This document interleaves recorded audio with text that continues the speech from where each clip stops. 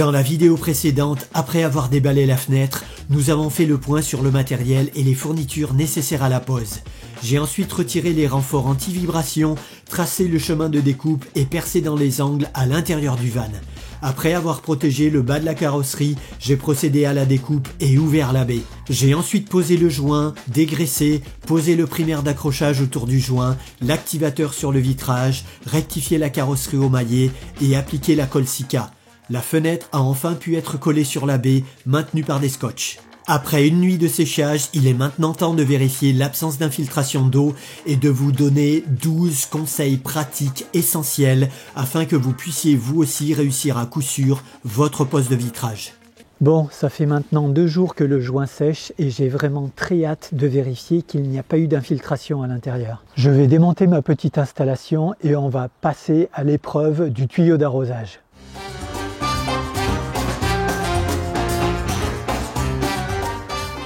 Voici venir le moment du jet d'eau et j'avoue que j'ai une petite goutte de sueur sur le côté du front. Je vais arroser ça, je peux te dire que Manuka il va se prendre un orage, une tempête tropicale.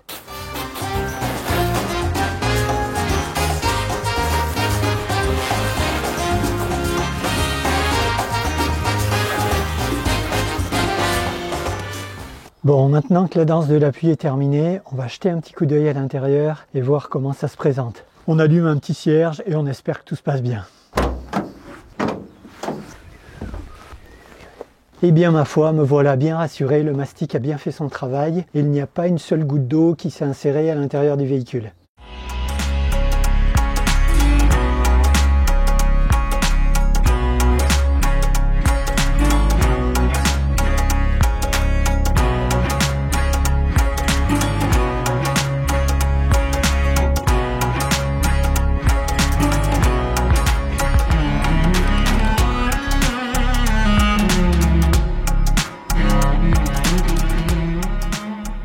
La suite des opérations va consister maintenant à s'occuper de l'autre côté, du côté opposé. Là, je vais filmer en accéléré parce que vous avez vu quasiment la totalité des opérations. Ça va être exactement le même type de travail. Et puis on fera juste un petit point à la fin en image pour que vous voyez le résultat final.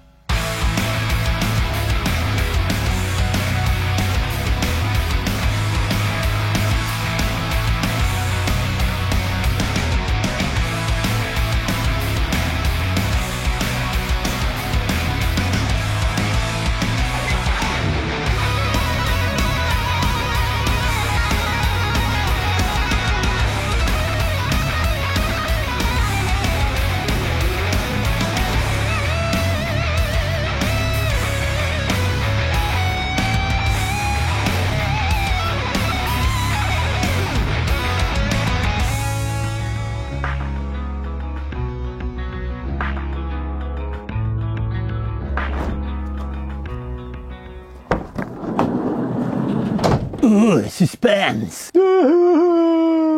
Bon, et ben ce matin, c'est un petit peu la douche froide, c'est le cas de le dire. Il y a de l'eau qui est rentrée à différents endroits, je vous montre ça. On voit clairement que l'eau s'est bien infiltrée ici sur le côté. On pourrait quasiment voir le jour à certains endroits au travers. C'est par là que l'eau est passée, donc elle a coulé le long des montants. On le voit clairement ici, et puis je la retrouve tout en bas. Donc il y a des infiltrations ici assez sérieuses. J'en retrouve également sur la partie inférieure. Là, ça s'est vraiment pas mal infiltré. Alors, partant de ce constat, il va falloir corriger le problème. Il est hors de question, dans mon cas, que j'aille chercher à solutionner quoi que ce soit par l'extérieur. De toute façon, il n'y a plus la place maintenant entre la carrosserie et le vitrage. Je vais donc effectuer par l'intérieur un joli solin avec le Sika 265. Alors, je vais essayer de me glisser entre le joint et le vitrage. Un lissage au doigt avec le White Spirit devrait permettre d'avoir un résultat tout à fait correct à l'intérieur. Pour cela, je vais utiliser une seconde buse que j'avais en réserve pour le Sika 265 et je la biseaute très finement au cutter pour que le dépôt de matière soit le plus faible possible. Je viens de terminer la pose du Sikaflex 265 entre le joint et le vitrage. Je vais donc attendre maintenant 24 heures supplémentaires avant de faire un nouveau test d'arrosage.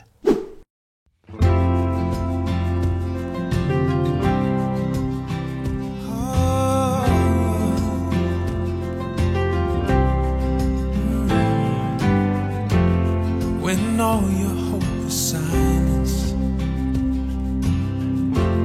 can't find the silver line, all tangled up inside and you wanna hide, you can run to me. And when you're feeling lonely, ain't got no one to hold you, it don't matter where they ran to, you'll be alright, you can run to me. Je vous retrouve pour cette fin de vidéo dans le site magnifique du lac de Parentis en Gironde. Et accessoirement, j'en ai profité pour passer ma première nuit sous le toit relevable dans Manuka. Et franchement, j'ai kiffé, c'était vraiment super agréable. Il a fait un petit 8 degrés la nuit ici, mais franchement, sous la couette, c'était juste magnifique et j'ai pas du tout eu froid. Alors que pour l'instant, le chauffage n'est pas du tout installé. Et j'ai franchement très hâte de partir sur la route. Malgré quelques petites péripéties que vous avez pu voir sur la vidéo, la pose du vitrage se termine plutôt bien pour moi. Néanmoins, j'aimerais très modestement vous donner quelques indications qui pourraient vous aider parce que ces indications-là, j'aurais bien aimé les avoir avant de commencer à travailler et j'avoue que toutes les vidéos que j'avais vues sur YouTube étaient plutôt incomplètes à ce niveau-là. Alors, je vous donne quelques conseils, on y va! Commençons par l'élément le plus essentiel, le Sika, en l'occurrence le Sika 265, qui va faire que votre vitrage va adhérer parfaitement à la carrosserie. Faites très attention à la canule, à la buse qui est livrée avec la cartouche. Dans mon cas, il y avait plusieurs repères et je l'ai coupé au plus petit, au repère numéro 1. Faites très attention, ça peut être le drame. Et bien là, en l'occurrence, j'ai fait une grosse bêtise parce que le dépôt de matière a été relativement faible. Pensez donc bien à découper votre canule sur le repère le plus large, le numéro 3. Comme ça, le dépôt de matière sera maximal. Dernière petite chose avec ce produit, la canule est constituée d'un plastique relativement souple et elle est ouverte des deux côtés. Quand vous allez déposer le produit, malheureusement la canule a tendance à s'écraser et le dépôt du produit ne sera pas homogène. Je vous explique ce qui s'est passé dans mon cas. Vous ne verrez pas les images parce que pour être tout à fait sincère, j'étais complètement en mode panique. Donc c'était pas le moment de prendre des vidéos. Quand j'ai posé mon premier vitrage, en fait je voyais l'air qui passait au travers de l'intérieur. Donc j'ai essayé de travailler avec des serre-joints, surtout ne faites pas ça. Si vous êtes sur le coulissant, vous pourrez utiliser des serre-joints, mais si vous êtes sur le côté opposé, vous n'aurez pas de prise pour pincer le vitrage à différents endroits, il vous faudra mettre des cales et vous risquez tout simplement d'endommager la carrosserie. Et ça n'est pas prévu pour ça. Le silicone doit suffire à lui-même à coller le vitrage. Alors dans ce cas-là, il y a deux options. Étant donné que la pose n'était pas bonne, soit on jette une pièce en l'air et puis on se dit qu'une fois que tout est sec, on va essayer de corriger, soit on se dit qu'on démonte. J'ai donc décidé de démonter mon premier vitrage et franchement j'ai bien fait, je pense que c'était la bonne solution. Sachez que le produit Sika 265 vous l'autorise parce que c'est un produit à séchage lent. Petit détail pratique, si vous êtes amené à nettoyer le silicone sur la carrosserie, utilisez par exemple une petite cale en bois qui évitera d'endommager la carrosserie. Et beaucoup de chiffon.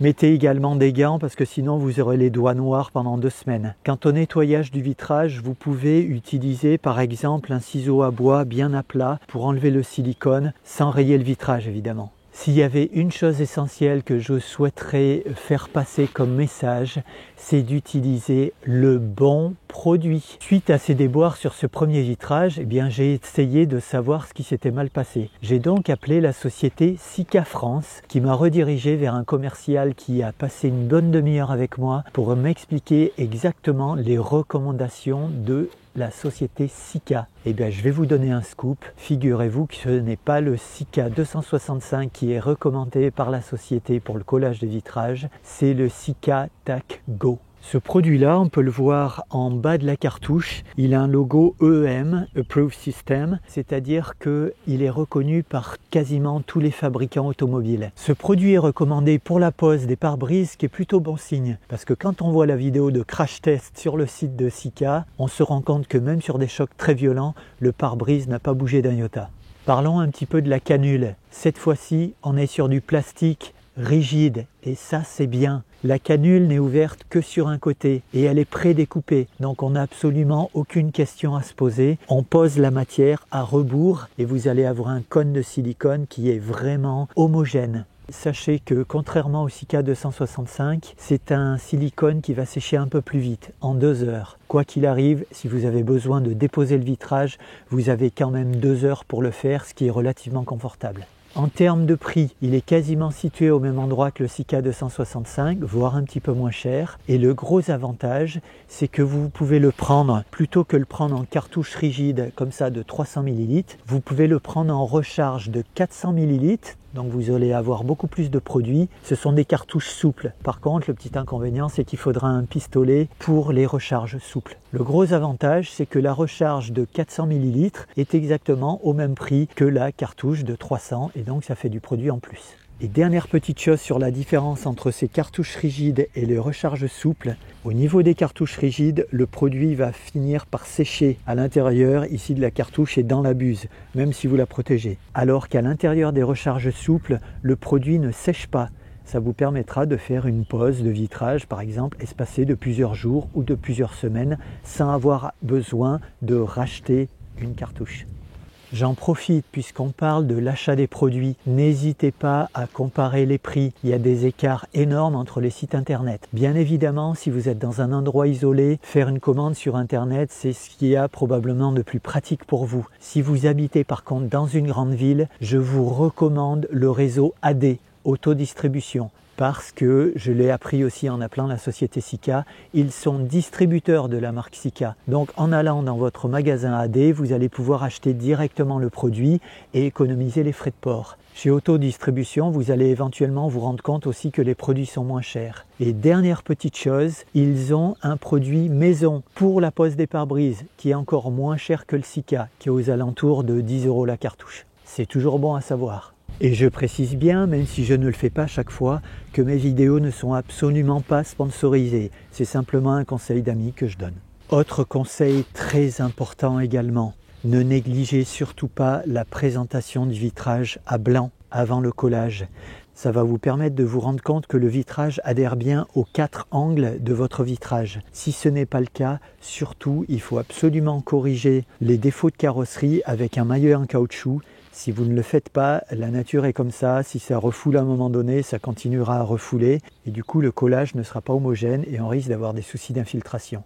Petite astuce également concernant le primaire Sika 207 que l'on pose sur le vitrage et sur la carrosserie du véhicule. Lorsque vous avez découpé la tôle, plutôt que mettre de l'anti-rouille qui est liquide, qui va peut-être présenter l'inconvénient de couler sur la carrosserie, de nécessiter un séchage de 24 heures, éventuellement en 2 couches, c'est-à-dire que vous allez être obligé d'attendre 48 heures avant de pouvoir poser le vitrage, eh bien vous pouvez tout à fait utiliser ce petit primaire sur la découpe de la carrosserie pour la protéger. Et ça sèche en une quinzaine de minutes. Ça vous permet d'effectuer la pose dans la foulée. Attention également s'il devait y avoir des coulures au moment de la pose sur la carrosserie extérieure du véhicule, surtout nettoyez les coulures tout de suite parce que le produit est tellement puissant que si ce n'est pas nettoyé tout de suite, vous allez avoir des traces noires qui vont rester sur la carrosserie. Si toutefois vous deviez faire une pose de vitrage séparée de plusieurs jours ou de plusieurs semaines, n'hésitez pas à acheter plusieurs applicateurs. Vous savez, l'espèce de petit coton-tige. Parce que même si vous le nettoyez correctement au White Spirit ou que vous le laissez tremper, il va finir par sécher. Le produit est tellement puissant, la petite boule au bout d'un moment, ce sera une petite boule noire qui sera complètement rigide. Vous aurez donc du mal à appliquer le produit sur la carrosserie et sur le vitrage. Achetez donc plusieurs applicateurs, ça coûte pas très cher, ça coûte moins d'1 €. Concernant le scotch de protection, j'en ai déjà parlé, n'achetez pas du scotch premier prix. Ça va être une vraie douleur dans les fesses à nettoyer.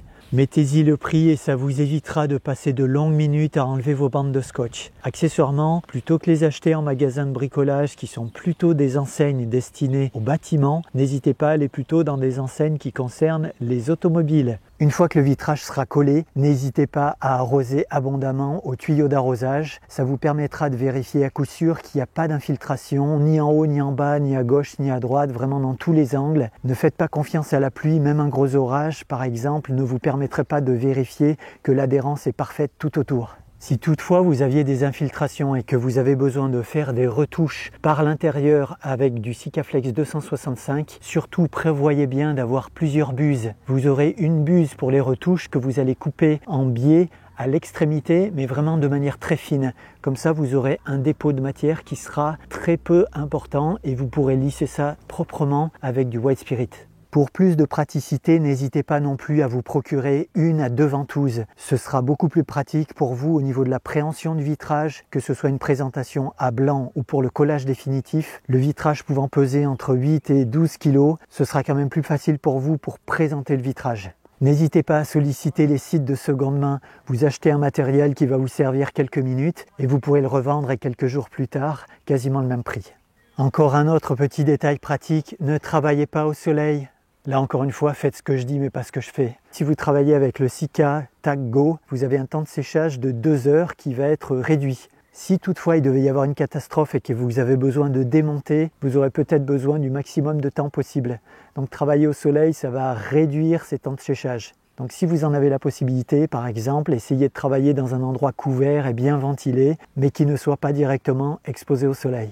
Je vous recommande, pour que vous soyez très serein au moment de l'application du silicone qui doit se faire en un seul mouvement tout autour de l'ouverture, il faut absolument placer votre cartouche à proximité d'une source de chaleur, mais qui soit assez puissante. Si vous avez un poêle à bois, un poêle à granulés ou un radiateur, posez-le sur le radiateur pendant une bonne demi-heure. De cette manière-là, le produit va être souple et il sera très facile à appliquer. Et pour finir, surtout, si vous ne vous sentez pas de poser vous-même le vitrage, n'hésitez pas à faire appel à un professionnel. En ce qui me concerne, j'avais un surcoût à prévoir d'1 centaine d'euros pour la pose pour un vitrage, ce qui au final, sur le budget global du projet, ne représente pas un surcoût monstrueux. Mais au fait, ça fait une belle étape de passer, ça. Ça fait un petit moment que je n'ai pas fait le couillon. Ça pourrait se fêter avec une petite happy dance.